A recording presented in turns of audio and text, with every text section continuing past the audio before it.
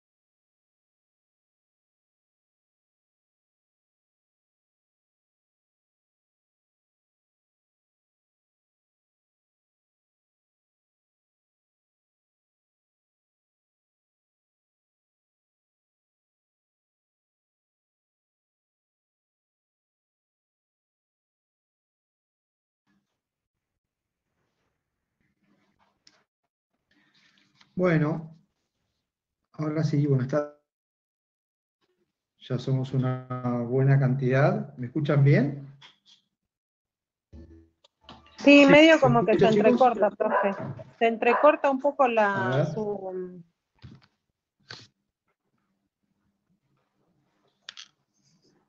vamos a hacer otra prueba. Esperen un segundito.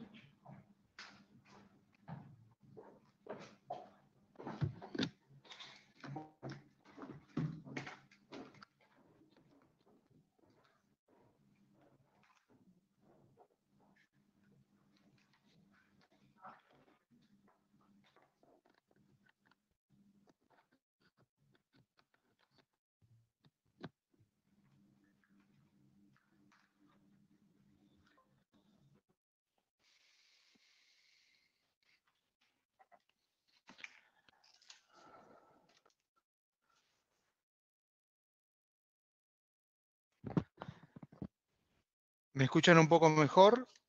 Entiendo que seguramente sea más de conexión que otra cosa, pero ¿me escuchan un poquito mejor ahora con este auricular Sí, y ahora parece micrófono? que...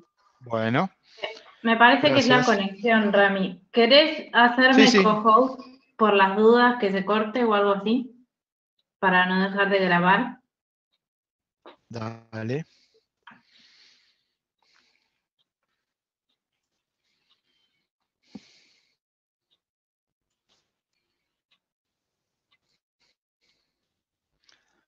Ahí está. Ahí Bueno, está. bien. Hoy tenemos una tercera reunión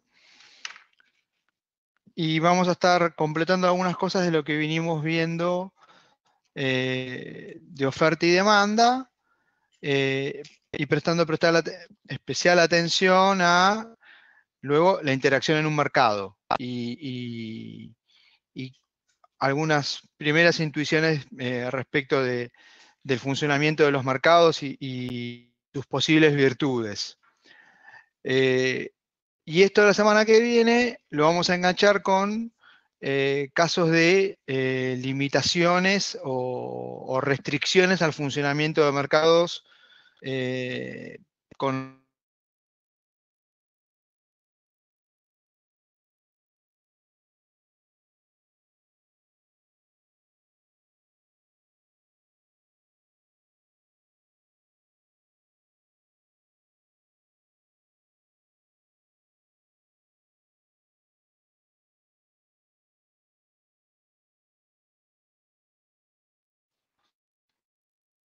más ideal, creo que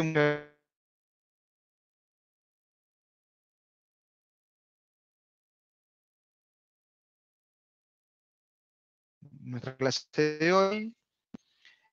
Esto es lo mismo que tienen disponible en campus, recuerden, ¿no? Se cortó Sí, todo. a ver, bueno, lo que estaba diciendo es que vamos a estar repasando algunas cuestiones vinculadas a entender el porqué, las ventajas del comercio y algunas cuestiones vinculadas a, como lo tenemos escrito por aquí, en la carátula de la clase, de esta semana, digamos, cómo es que se forman los precios en los mercados y cómo podemos interpretar al resultado de la interacción de oferta y demanda en un mercado como algo beneficioso para todos. ¿Sí? Ese es un poco el recorrido de hoy. La semana que viene vamos a estar viendo situaciones en las que lo que vemos hoy tiene alguna restricción por algún tipo de medida o regulación que no permita que los precios y las cantidades se amolden tan fácilmente como en un mercado no regulado, ¿sí? O no controlado. Entonces, en primer lugar, bueno, acá están las referencias de la clase, algunas preguntas de guía para la lectura y el repaso de la clase después. Un primer punto que queremos señalar es por qué es beneficioso que haya comercio en vez de autoabastecimiento. ¿Sí? Una de las cosas que siempre intentamos presentar en las primeras clases de economía, en cualquier nivel, cuando se empieza a conocer temas de estos, es entender por qué eh, genera resultados deseables la posibilidad de que haya comercio entre las partes, entre distintas partes y que eso resulta mejor respecto de el autoabastecimiento, o alguna palabra que vamos a usar en un ratito, autarquía, para entender entonces las ventajas del comercio, eso nos va a llevar a entender las ventajas de la especialización. ¿Sí? Vamos a repasar en base a un ejemplo que está en el libro de Parkin, en el capítulo 2.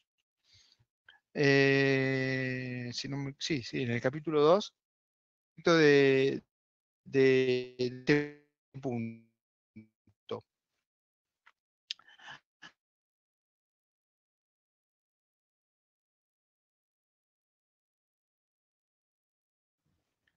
No lo estamos Del texto de escuchando al Parkin. profesor. Sí, sí, Rami se cortó.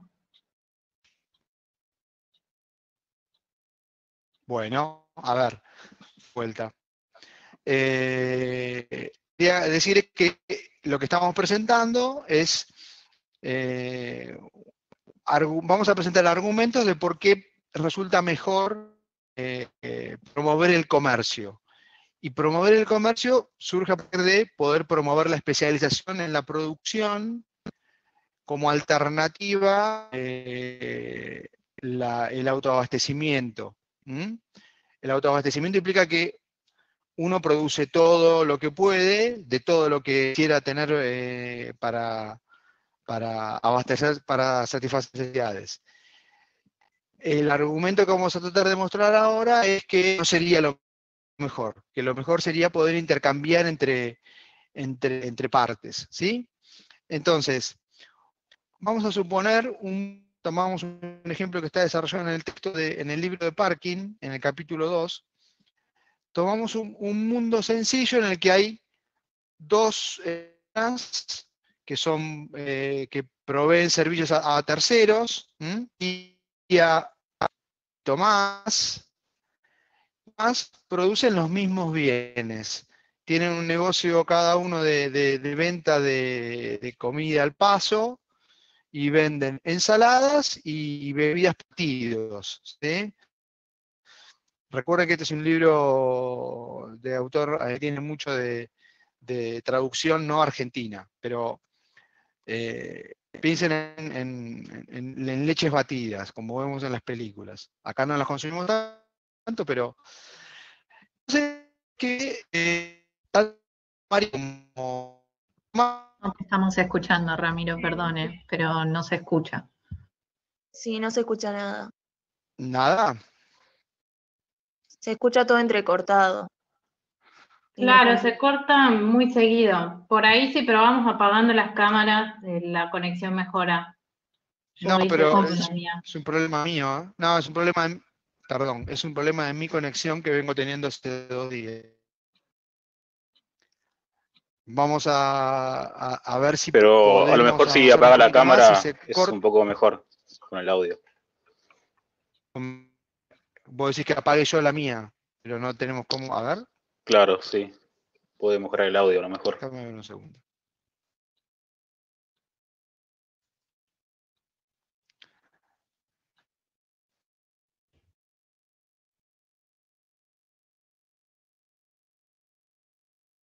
Ah, lo perdimos por completo. No, apagó la cámara. Punta. Sí, ya sé que apagó la cámara, pero no se lo escucha tampoco. No estoy hablando todavía. ¿Ahora? Ahora sí. Bueno, veamos si sin imagen mía va un poco mejor. Bien.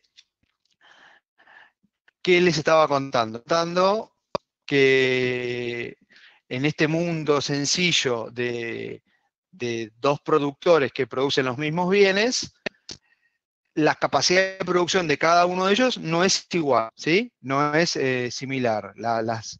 Los recursos con los que cuentan o los factores productivos y su capacidad de uso de los mismos por parte de cada uno de los dos es diferente. Entonces, María y Tomás, ¿cómo vemos esto en la información que tenemos disponible? Lo vemos en estos dos cuadritos que les había señalado. Por un lado, lo que vemos es que a María por hora podría producir, es decir, en 60 minutos podría producir hasta 60 batidos. ¿Sí? Perdón. Hasta 60 batidos. ¿Y por qué podría producir 60 batidos? Porque le lleva solo 2 minutos preparar un batido. Y lo mismo respecto a las ensaladas. Le lleva 2 minutos preparar una ensalada a María. En cambio, cuando vemos las posibilidades de producción de Tomás, Tomás puede producir, a Tomás puede producir menos unidades. ¿Por qué? Porque preparar un batido le lleva 10 minutos. Mientras que preparar una ensalada le lleva exactamente lo mismo a María. Si comparamos a uno con otro, lo que vemos es que María es más productiva que Tomás. Y esto, en el ejemplo desarrollado en el texto, tiene que ver con los elementos que tienen para producir cada uno de los bienes disponibles en los negocios de cada uno de ellos. María tiene mejor equipamiento, tiene una licuadora más moderna y más nueva, y por lo tanto licúa más rápido lo que tiene que preparar para el batido, ¿sí? Entonces, si comparamos a María con Tomás, lo que podemos ver rápidamente es que la capacidad de producción total que tiene María de bienes es mayor. ¿Dónde vemos eso? Lo vemos en los gráficos del costado. La frontera de posibilidades de producción de María está bastante más hacia la derecha, más hacia afuera que el gráfico bien a la derecha de lo que tenemos acá, es mucho mayor que la capacidad de producción total que tiene Tomás de bienes, ¿sí? Entonces, ahí lo que tenemos que... Bueno, María tiene lo que se denomina una ventaja absoluta, ¿sí? Ahora, si pensáramos que solo va a dedicarse a producir aquel que tiene ventaja absoluta, lo que vemos es que solamente produciría María. Y en la realidad no pasa que producen solo los más productivos o los más eficientes, sino que son muchos los que producen muchos bienes en las distintas actividades económicas. ¿Y eso por qué? Porque puede ocurrir que haya alguien que tenga mayor capacidad de producción, resulte más productivo, sea más eficiente que otros. Ahora, no quiere decir que necesariamente lo sea para todas las actividades que quiere desarrollar. Si yo me pongo a pensar, Estados Unidos es un país más productivo que Argentina. Sin embargo, Estados Unidos no produce todos los bienes que consume. Justamente, algunos bienes los produce y otros los intercambia con otros países, con productores de otros países que producen bienes que en Estados Unidos no se producen. Lo que quiero decir con esto es que hay alguna especialización en las tareas de producción y comercio. ¿Y esto de dónde viene o de dónde sale? Sale de entender una noción adicional que es la de ventaja comparativa, no ventaja absoluta, ¿sí?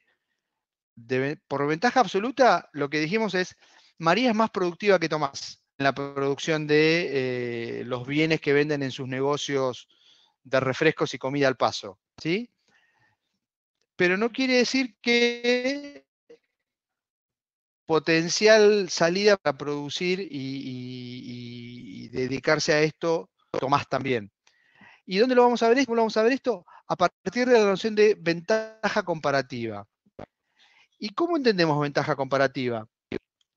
Alguien se dice que tiene una ventaja comparativa respecto de otro, y acá estamos hablando de producción, cuando el costo de oportunidad de producir para alguno de ellos es menor que el costo de producción que enfrenta la otra persona con la que estamos comparando para producir ese mismo bien.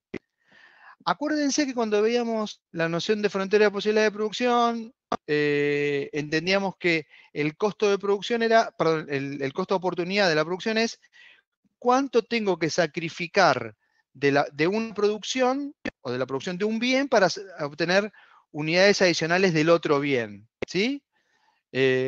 Como lo presentábamos siempre en el análisis gráfico, el punto era, yo tengo una frontera de posibilidades de producción y me ubico habitualmente nos ubicábamos sobre el lado izquierdo y superior, cuánto me cuesta a mí, o tengo de costo de oportunidad, cuánto resigno de la producción de este bien para aumentar la producción de este bien, ¿sí? Así leíamos la noción de costo de oportunidad.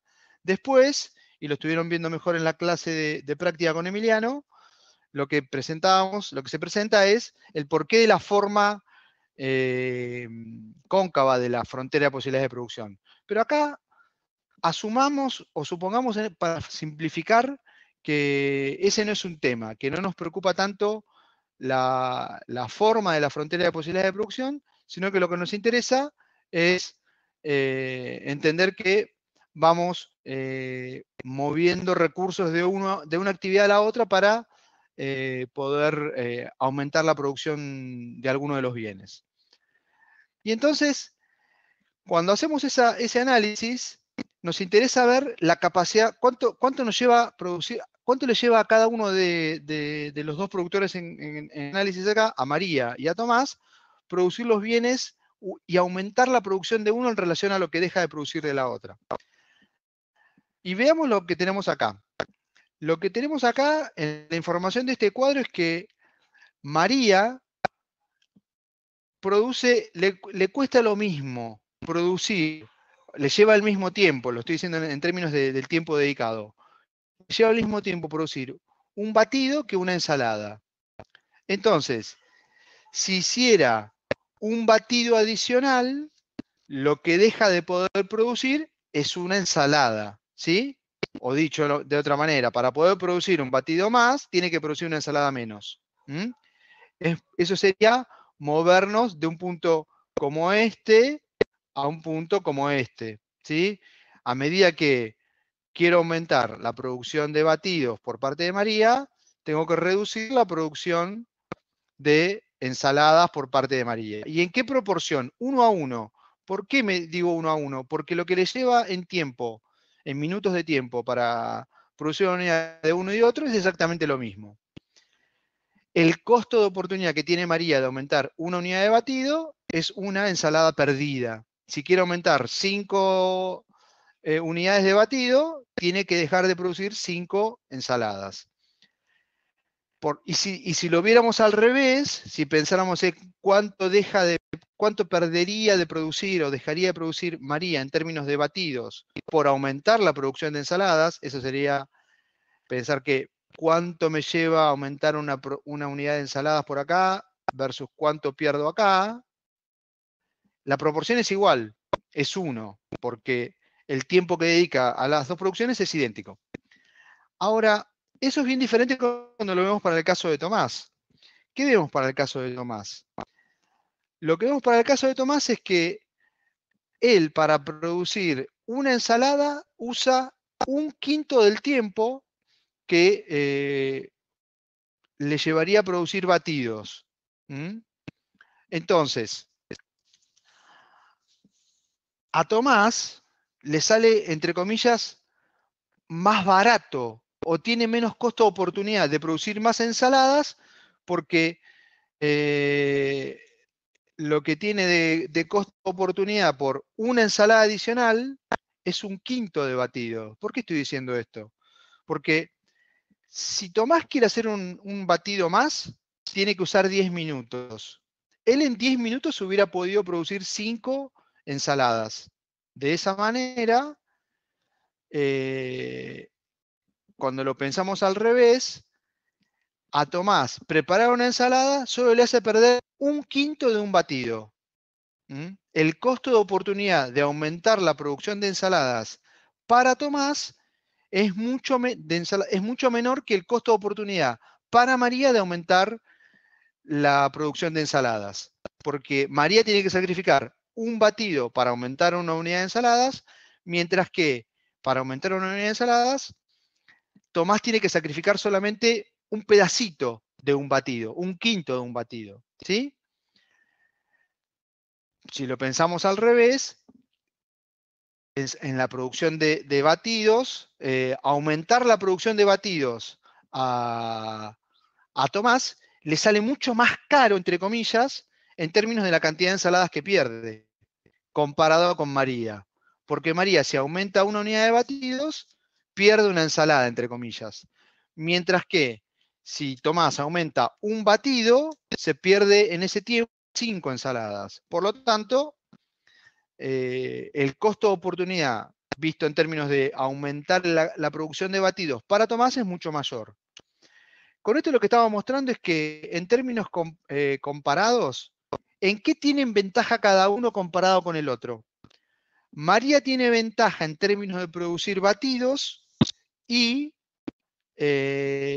Tomás tiene ventaja comparativa, no absoluta, comparativa en términos de producir ensaladas.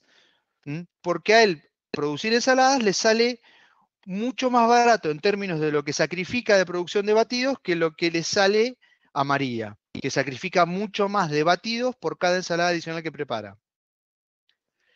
Con esto que estamos diciendo, nos podemos pasar a la próxima diapositiva.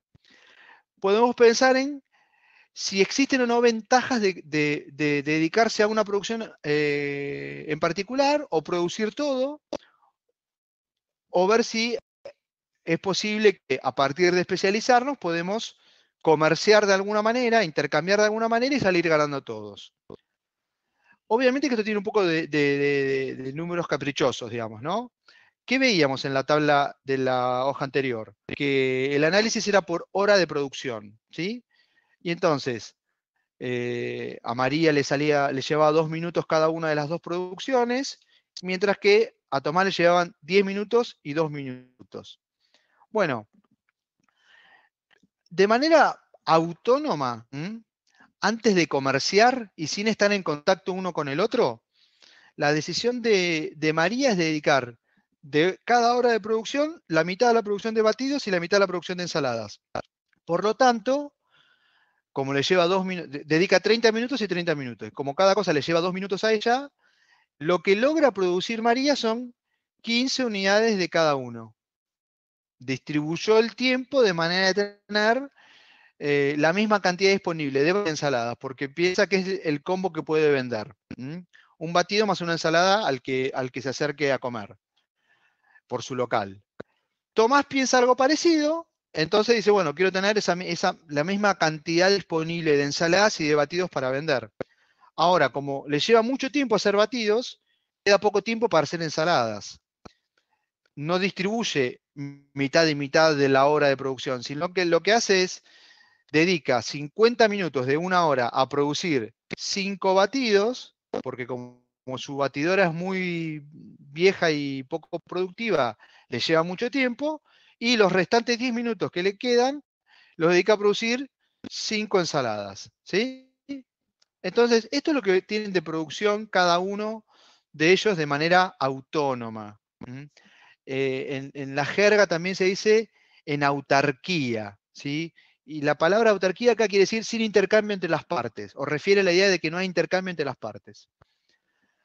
Ahora, si pensamos en plantearnos, bueno, ¿cómo podrían estar mejor María y Tomás?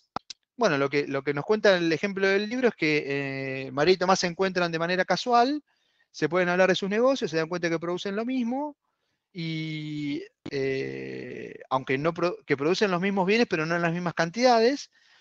Y a María se le ocurre proponerle a Tomás, bueno, ¿por qué no nos dividimos la tarea? Y yo me especializo en lo que me sale mejor a mí, y vos te especializas en lo que te resulta mejor a vos. Y a partir de eso es que dedicándose especializado, full time, la hora de producción, a una y a otra alternativa en la que cada uno resulta mejor, Tomás, que habíamos dicho que le resultaba mucho mejor producir ensaladas, puede producir hasta 30 ensaladas, ¿sí? Mientras que María, por esta división de tareas que ella misma le propone a Tomás, puede producir 30 batidos. A partir de esto, dicen, bueno, ¿cuánto queremos tener cada uno para tener cantidades disponibles similares como teníamos antes? Recuerden que habíamos dicho que la idea que tenían cada uno era tener una unidad y una unidad disponible de cada uno de los dos bienes, 15 y 15 y 5 y 5. Bueno, ahora producen cada uno 30 y 30, por separado. ¿Cuántos se intercambian? Lo que tenemos acá, en la tercera parte del cuadro. Lo que se compran y venden de ensaladas y de batidos. Tomás, que produce ensaladas, vende ensaladas. Y María se las compra, obviamente. Y viceversa con los batidos. Cuando habilitamos esta posibilidad de intercambio, a partir de que se especializaron en lo que tienen ventaja comparativa, es decir, menor costo de oportunidad comparado con el otro, lo que vemos es que cada uno de los dos termina estando mejor, porque tienen disponibles 20 unidades de cada uno de los dos bienes María y 10 unidades Tomás. La posibilidad de especializarse y luego comerciar hizo que la capacidad productiva del conjunto María y Tomás sea mayor que la que tenían aisladamente o de manera autónoma, autárquica, y a partir de eso, ambos están mejor por poder especializarse y comerciar entre ellos. Entonces, uno de los aprendizajes que queremos señalar es que el comercio permite, la especialización en la producción y el comercio permite a todos estar mejor, ¿sí? Entonces, una primera enseñanza o aprendizaje que queremos dejar respecto de estos temas es tener presente que comerciar es mejor para todos. Especializarnos y comerciar hace que la capacidad de producción de cada una de las partes sea mayor. ¿Dónde lo vemos esto reflejado gráficamente? Bueno, en estos gráficos que tenemos en esta parte izquierda de la diapositiva, teníamos la situación inicial de cada uno de ellos antes de comerciar, cuánto estaban produciendo, decidían producir 15 y 15 sobre sus propias fronteras de posibilidad de producción. La posibilidad de intercambiar les permite producir más a cada uno. 10 y 10 a Tomás. Tener más disponible a cada uno, no inclusive, sino tener más disponible a cada uno. Y tener 20 y 20 a María. 20 unidades de cada uno de los dos bienes. ¿Sí? Entonces, en primer lugar, lo que queremos señalar es la importancia de la especialización en el comercio. ¿En qué me voy a especializar? En aquello que tengo ventaja comparativa. Y como pasa en el conjunto de actividades, todas las actividades en equipo tienen básicamente ese criterio, ¿no? No todos hacemos lo mismo, o lo hacemos igual de bien. Bueno, parte de la interacción en equipo de trabajo, por ejemplo, muestra las ventajas de colaborar entre las partes, distribuyéndonos tareas y especializándonos en alguno de ellos. Bueno, esto respecto de las ventajas que tiene el intercambio entre partes a partir de que se especializan las partes en un mercado en particular. En estos casos, en el caso que les poníamos como ejemplo, batidos y ensaladas para la producción en un negocio de venta a la calle. Esto nos lleva a pensar en si el funcionamiento de los mercados tiene bondades o no. ¿Es deseable o no? Y primero lo que vamos a intentar explicar es cómo es que ocurre la interacción en un mercado, y luego la segunda parte de la clase es explicar si esto es deseable o no es deseable, si es una situación buena o mala la interacción en el mercado. ¿Sí? Entonces, lo primero que vamos a estar viendo por un rato es la mecánica de funcionamiento en un mercado. Bueno, ya lo dijimos en más de una oportunidad, ¿no? El punto es, uno de los puntos a tener presente es el hecho de que cuando hablamos de mercados tenemos que entender al mercado como todas las formas que posibilitan la interacción entre agentes económicos.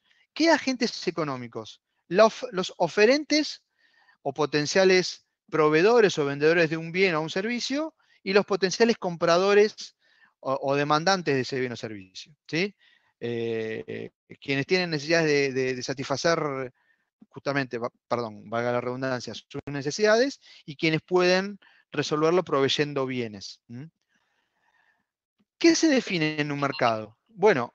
Disculpe, profesor, ¿podría reiterar el concepto? Porque se cortó. Sí. Lo que digo es, ¿qué pasa en un mercado?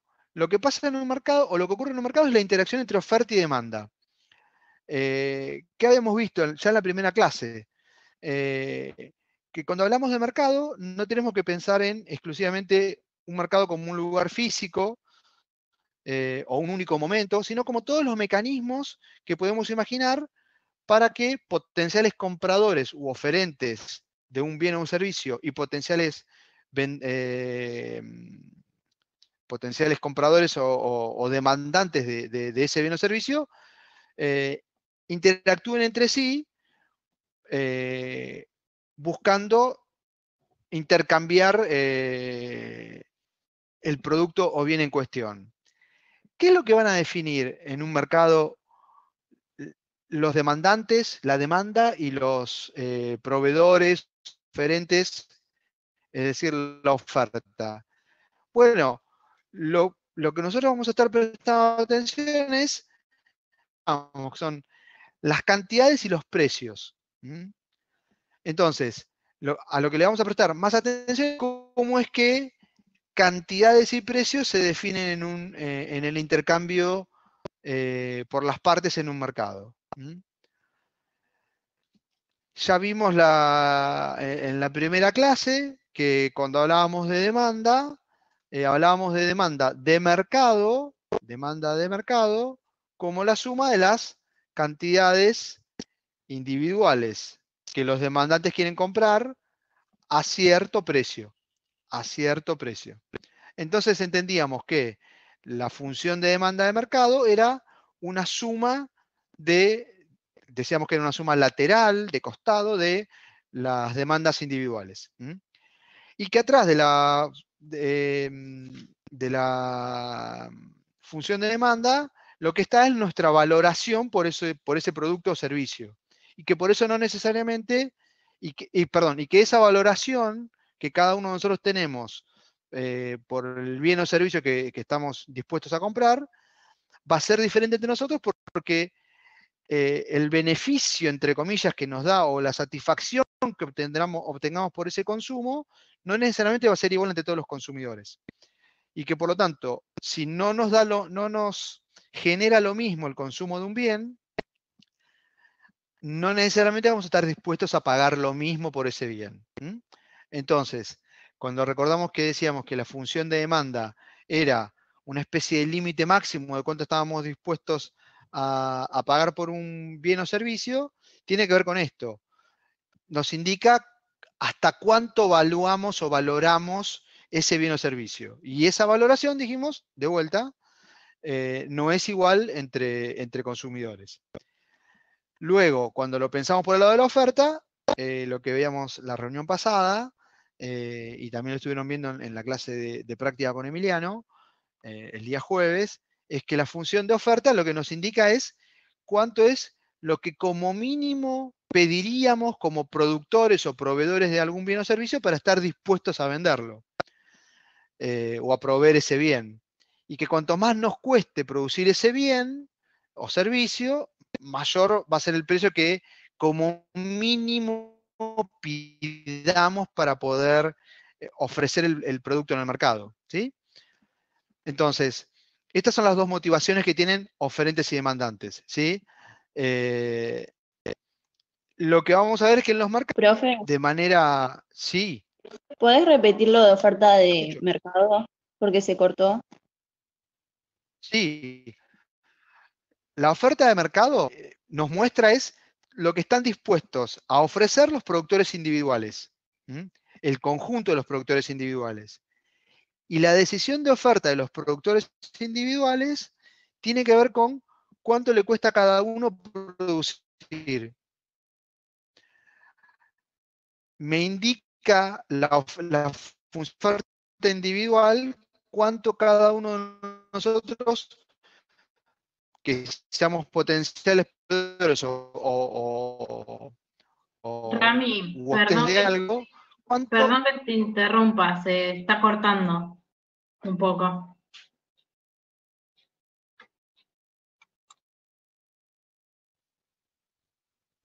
No tengo forma de resolverlo ya.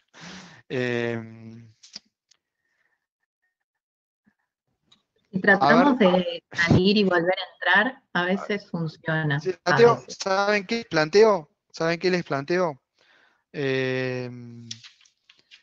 Hagamos una cosa. Nos encontramos 5 menos 5. Salimos todos, tratar de entrar 5 menos 5 a ver si pude resolver algo de mi conexión, reseteando mi modem y cosas por el estilo.